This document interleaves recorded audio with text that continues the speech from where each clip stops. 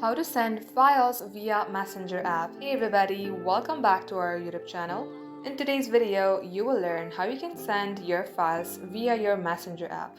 So without any further ado, let us jump right into the process. Start by opening up your Files Manager app from your device.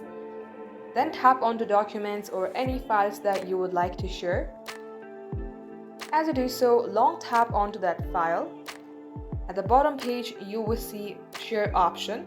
Tap onto it. Just like so, you will be able to see a Messenger option as well. Tap on Messenger Chats. As you do so, you will see a list of all your friends to whom you can share that file. Tap on Send to send them.